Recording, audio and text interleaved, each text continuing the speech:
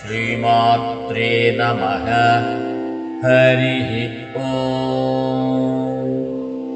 हिरण्यवर्णां हरिणीं सुवर्णरजतस्रजां चन्द्रां हिरण्मयीं लक्ष्मीं जातवेदो महावः। तां महावः जातवेदो लक्ष्मीमनपगामिनीम्।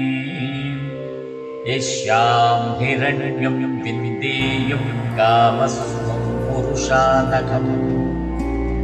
अश्वपूर्वां रथमद्यां हस्तिनादप्रबोधिनीं। श्रियं देवीमुपह्वये श्रीर्मादेवीर्जुषताम्। कांसोऽस्मितां हिरण्यप्राकारामार्द्रां ज्वलन्तीं तृप्तां कल्पयन्तीम्। पद्मे स्थितां पद्मवर्णां तामिहोपह्वये श्रियम्। चन्द्रां प्रभासां यशसा ज्वलन्तीं श्रियं लोके देवदुष्टामुदाराम्। तां पद्मिनीमीं शरणमहं प्रपद्ये लक्ष्मीर्मे नश्यतां त्वां वृणे। आदित्यवर्णे तपसोऽधिजातो वनस्पतिस्तव वृक्षोऽधबिल्वः।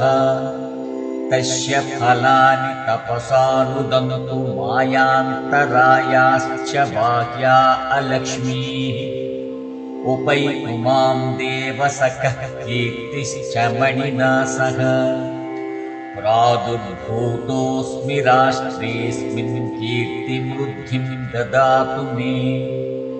क्षुत्पिपासामलां ज्येष्ठामलक्ष्मीर्नाशयाम्यहम्। अभूतिमसमृद्धिं च सर्वां निर्नुद मे गृहात्।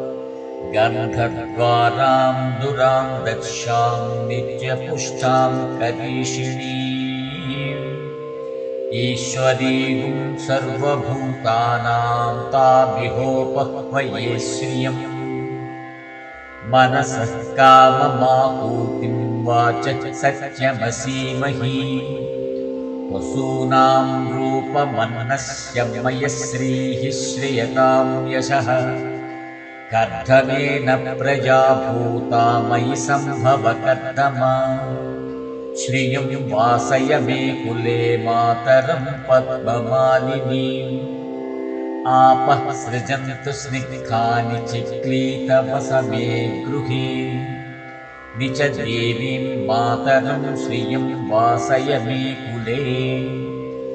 आर्द्रां पुष्करिणीं पुष्टिं पिङ्गलां पद्ममालिनीं। चन्द्रां हिरण्मयीं लक्ष्मीं जातवेदो महावः। आर्द्रां यः करिणीं यष्टिं सुवर्णां हेममालिनीं। सूर्यां हिरण्मयीं लक्ष्मीं जातवेदो महावः। तां महावः जातवेदो लक्ष्मीमनपगामिनीम्। यस्यां हिरण्यं प्रभूतं गावो दास्यो स्वान्निन्देयं पुरुषानघम्। यः शुचिः प्रयतो भूत्वा जुहुयादात्यमन्वहम्। श्रियः पञ्चदशश्च श्रीकामः सततं जपेत्। आनन्दः कर्दमश्चैव चिक्लीत इति विश्रुताः। ऋषयः ते त्रयः पुत्राः स्वयं श्रीदेवी देवता। पद्मासने पद्मभूतो पद्माक्षी पद्मसम्भवे। मां भजस्व पद्माक्षी येन सौख्यं लभाम्यहम्। अश्वदायी गोदायी धनदायी महाधने। धनं मे जुषतां देवी सर्वकामार्थसिद्धये। पुत्रपौत्रधनं धान्यं हस्त्यश्वादिगवेरथम्। प्रजानां भवसि माता आयुष्मन्तं करोतु माम्।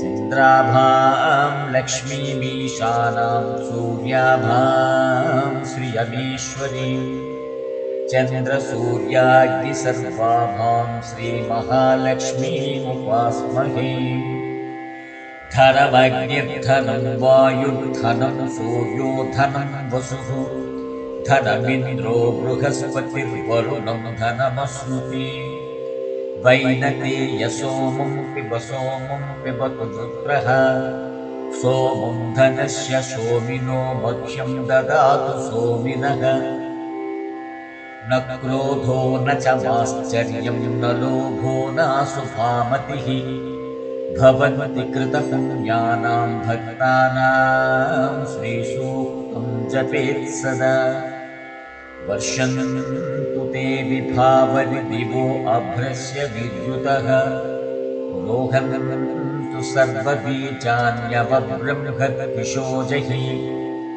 पद्मप्रिये पद्मिनि पद्महस्ते पद्मालये पद्मदलायताक्षी विश्वप्रिये विष्णुमनोनुकूले त्वत्पादपद्मं मयि सन्निधत्स्व या सा पद्मासनस्था विपुलकटितटी पद्मपत्रायताक्षी गम्भीरावर्तनाभिस्तनभरणमिता शुभ्रवस्त्रोत्तरीया लक्ष्मीर्दिव्यैर्गजेन्द्रैर्मणिगणखचितैः स्नापिता हेमकुम्भैः नित्यं सा पद्महस्ता मम वसतु गृहे सर्वमाङ्गल्ययुक्ता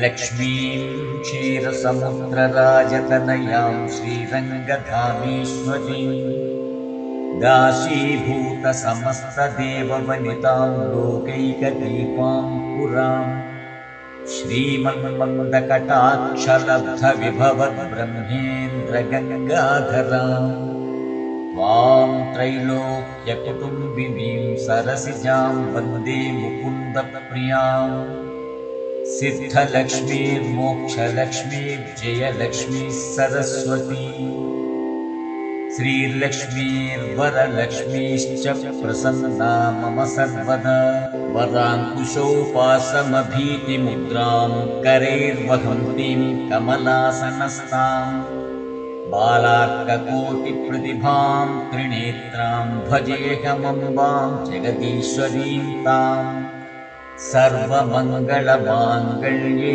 शिवे सर्वार्थसाधिके शरण्ये त्र्यम्बके देवि नारायणि नमोऽस्तुते ॐ महादेव्यै च विद्महे विष्णुपत्न्यै च धीमहि तन्नो लक्ष्मी प्रचोदयात् ॐ महादेव्यै च विद्महे विष्णुपत्न्यै च धीमहि तन्नो लक्ष्मीः प्रचोदयात् ॐ महादेव्यै च विद्महे विष्णुपत्न्यै च धीमहि तन्नो लक्ष्मीः प्रचोदयात् इति श्रीसूक्तं पठनं समाप्तम् हरिः ॐ शान्तिः शान्तिः शान्तिः।